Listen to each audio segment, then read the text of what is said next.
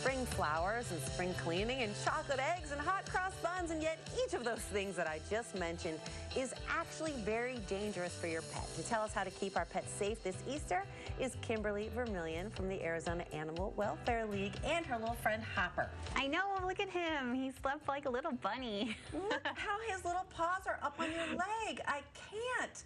Okay, we want to keep Hopper and our friends safe. I think a lot of people know that chocolate isn't good for dogs, but it's also not good for cats, for bunnies. What is it in the chocolate? It's that cocoa, right? And the darker the chocolate, the worse it is for them. So you just want to be really mindful, make sure that's out of reach. If it's in your Easter baskets, if it's in your eggs, as part of your egg hunt, make sure that those are all accounted for, that your furry friends can't find any of those. I mentioned the hot cross buns. I had no idea that raisins were a problem for pets. Raisins are super dangerous for our pets. They can cause a lot of issues. So you want to make sure that any table scraps for Easter, even like ham has a lot of fat in it, anything that has a lot of seasonings can cause upset stomachs, can cause those issues. So you want to make sure to not give them any table scraps. You can create a special treat for them that's dog or cat safe that they can enjoy as part of the celebration. So you make a little Easter treat just for your pets? You could, yeah.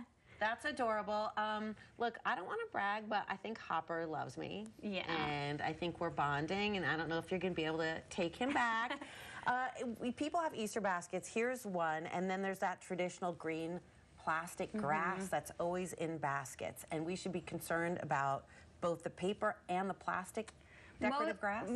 Mostly the plastic is really bad because that can cause obstructions in both cats and dogs. That, you know, it's kind of fun to play with. They might eat it, and it can cause a lot of issues. Same with if they eat a lot of that paper, it can cause some upset stomach. So you want to just make sure that's out of reach for them. Obstruction, that sounds bad. Yeah.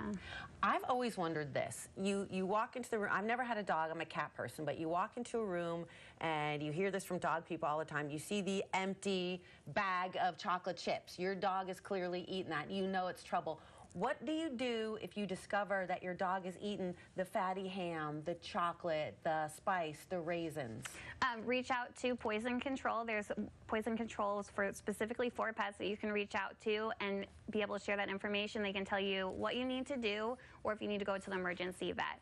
So that's a great resource. Make sure you have that available ahead of time so that you're able to make that call quickly. That's smart. Just have that number ready, because even if you're being really, really careful, maybe a guest in your home doesn't know any better and they give your dog a chocolate treat. Yep, or they have something in their bag and they find it. So you just want to be mindful, be prepared. You never know what's going to happen. Contraband. They sneak in chocolate.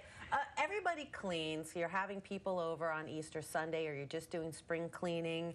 Are cleaning products dangerous? Some can be. Essential oils can be especially dangerous for cats and some for dogs. You want to be mindful of all of that. If you're having people over for the holiday and you know your pets can be a little shy with new people or overwhelmed, make sure you have a quiet space for them to go to. Make sure that you know, they can take those introductions slowly with those new people. Doors are opening and closing when you're having guests. What do you do to make sure your indoor pets stay in?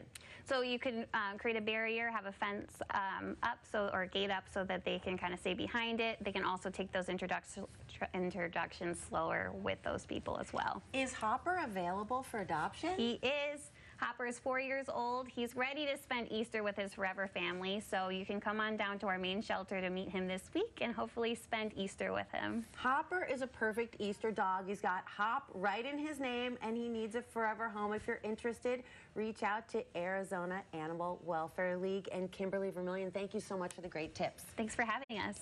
Anytime.